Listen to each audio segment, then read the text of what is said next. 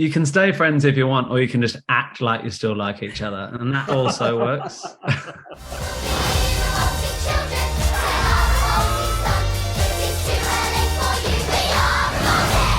I'm very happy that the stage musical is becoming a movie. And I want to ask first Dennis about this, because I know it's not as easy as it sounds. You were saying in an interview that I saw how the theater works more as a metaphorical thing and cinema is more literal. And for you, the adaptation, how was that? Yeah, it was difficult for that sort of reason. We had lots of talks early on about, like, you know, Matthew will tell you more than me, but I mean, you know, you have to sort of make decisions about on very simple things. Like if you have on stage, you can put a TV from the 1970s on there and something else from the 80s, and we can kind of encompass it all on stage. You know, you can have different actors playing different roles, which is a kind of a crazy thing, but you can't do things like that on screen because it's so literal.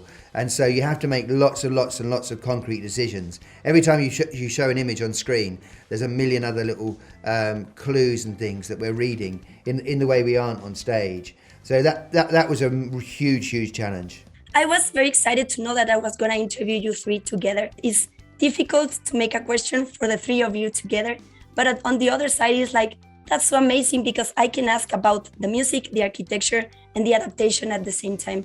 And I wanted to not only ask you about that, but also about your friendship, because in this industry, it's so hard to be friends after all this time and work together that good. So I want you to talk about that. We can start with you, Tim. You can you can stay friends if you want, or you can just act like you still like each other, and that also works.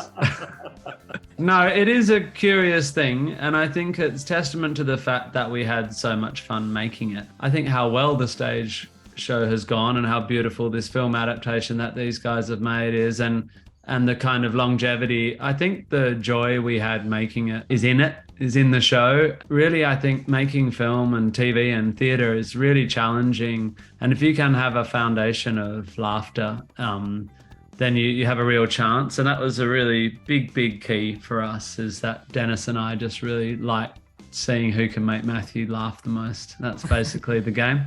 And everyone, we've just all remained friends. And I think it is something I feel very grateful for, because there's nothing colouring my love of this show. There's nothing that's bringing it down, you know.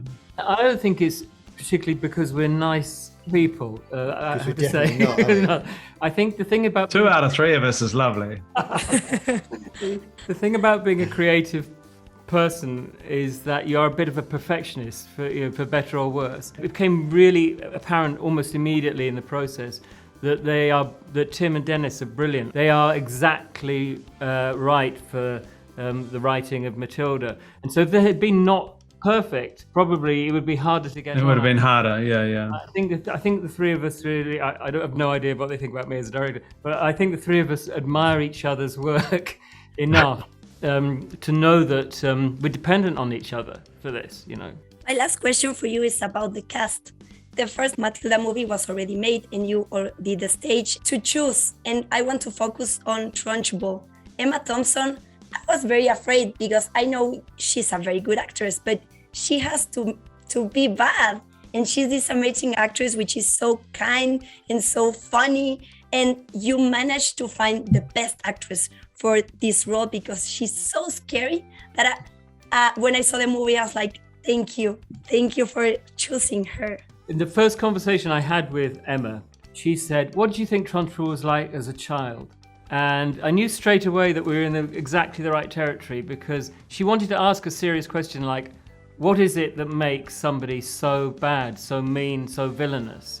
And if you know what it is, if you've got the sort of like the hidden part of the iceberg underneath your performance, you can do all kinds of crazy things on the top, because you've got this anchor. So Emma's a great dramatic actress as well as a great comic actress. And she definitely wanted to bring those two things together. And that's why I think it works so well. That's why you've got somebody that can scare you and be ridiculous in the same thing. And if you don't have somebody that scares you in that role, then Matilda's left sort of washed up because she hasn't got a proper enemy to overcome. So it's really important that Trunchbull fulfills that role. I think what's interesting as well about what Emma does, a lesser actor would want to show it to the audience and say, look at what a hard time I had. And Emma never does that. So it's for her, and it makes it a really rich, rounded performance. But she's smart enough to know that, you know, we don't want to hear your excuses. You know what I mean? Thank you so much. So nice to meet you. Cheers, thank you. Thank you so much. See if that child is still alive.